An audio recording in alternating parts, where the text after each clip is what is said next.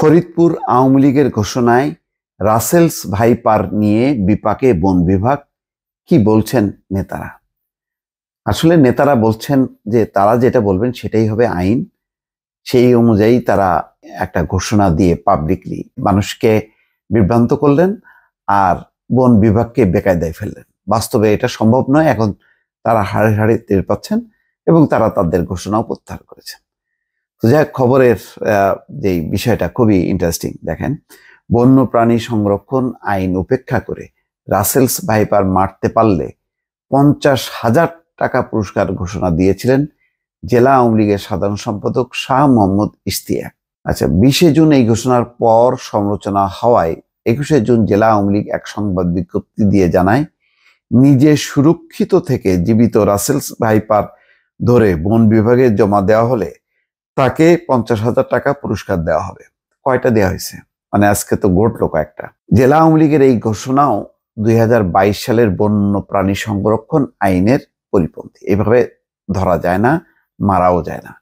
অথচ তারা এই আইনটুকু জানেন না, অথচ তারা ক্ষমতাসীন আওয়ামী লীগের পদ পদবি নিয়ে বসে আছেন। এরপর রাসেলস ভাইপার জীবিত ধরার জন্য তোড়জোড় শুরু হয়ে যায় ফরিদপুরের বিভিন্ন গ্রামে। আজ শনিবার বেলা 11টা থেকে দুপুর 12:30 পর্যন্ত 3টি রাসেলস ভাইপারের বাচ্চা জমা দেওয়া হয় বিভাগীয় বন কর্মকর্তার কার্যালয়ে। বন বিভাগের রেঞ্জ কর্মকর্তা সাইদুর রহমান বলেন, বন্য প্রাণী জমা নেওয়ার বিধান নেই। তবে গত শুক্রবার রাত 8টার দিকে জেলা আওয়ামী লীগের সভাপতি ফোন করে ধরা সাপ জমা রাখার নির্দেশ দিলে তিনি তা জমা রাখেন। বাপরে বাপ! মানে আইনে না থাকলেও মানে জেলা আওয়ামী লীগের সভাপতি আইন করছেন আর কি। যে সাপ 3টি জমা পড়েছে তা বাচ্চা, কোনোটিরই 1 ফুট থেকে 1.5 ফুট দৈর্ঘ্যের বেশি নয়। পুরস্কারের আশায় ফরিদপুর সদরের আলিয়াবাদ ও অম্বিকাপুর ইউনিয়ন থেকে সাপ 3টি ধরা হয়। সাইদুর রহমান আরো বলেন, জীবিত সাপ জমা দেওয়া হয়েছে। এই মর্মে জেলা আওয়ামী লীগের সাধারণ সম্পাদক শাহ মোহাম্মদ ইশতিয়াক প্রত্যয়নপত্র চাওয়ায় যারা সাপ জমা দিয়েছেন তাদের প্রত্যয়নপত্র দিতে হয়েছে।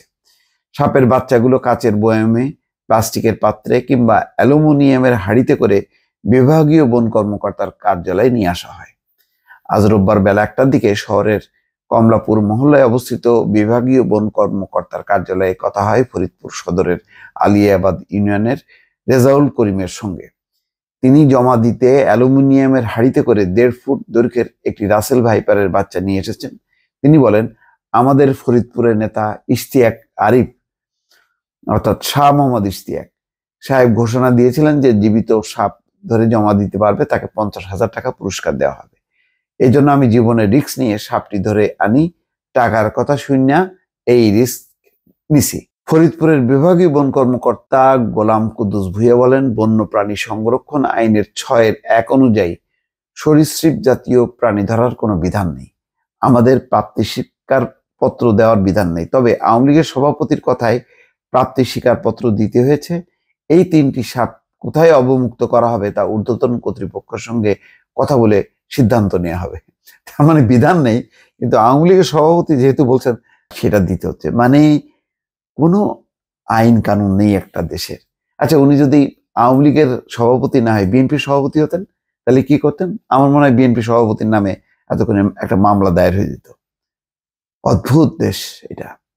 গোলাম কুদ্দুস ভূঁইয়া আরো বলেন, জেলা আওয়ামী লীগের ঘোষণা প্রত্যাহার না করা হলে বিপদ বাড়বে, কেননা সাপ বা সাপের বাচ্চা সবার দাঁতেই বিষ আছে, যা কামড়ে মানুষের মৃত্যুও হতে পারে। জেলা আওয়ামী লীগের সাধারণ সম্পাদক মোহাম্মদ ইশতিয়াক বলেন, আমাদের ঘোষণায় সাপ ধরার ঘটনা ঘটছে। বন বিভাগ বলছে সাপ ধরার বিধান আইন বহির্ভূত। আমরা দ্রুত আমাদের পুরস্কার সম্পর্কিত এই ঘোষণা প্রত্যাহার করে নেব। জেলা আওয়ামী লীগের সভাপতি শামীম হক বলেন, আজকের মধ্যে টাকা পুরস্কারের এই ঘোষণা প্রত্যাহারের উদ্যোগ নেওয়া হবে। এই সাপ থেকে সতর্ক ও নিরাপদ থাকার জন্য নতুন করে সবার প্রতি আহ্বান সম্বলিত ঘোষণা দেওয়া হবে। এই হচ্ছে আমাদের মানে ক্ষমতাসীন আওয়ামী লীগের ফরিদপুরের নেতাদের কাণ্ড কারখানা। বন বিভাগকে ফেললো, মানে এক ধরনের আইনকে উপেক্ষা করা হলো, ওভারটেক করা হলো। অন্যদিকে মানুষকে একটা পুরো বিভ্রান্তির মধ্যে, এক ধরনের তাদের একটা ঝুঁকির মধ্যে ফেলে দিয়ে এক ধরনের তামাশা করা হলো। এছাড়া কি বলবো দর্শক? ভালো থাকবেন। আল্লাহ হাফেজ।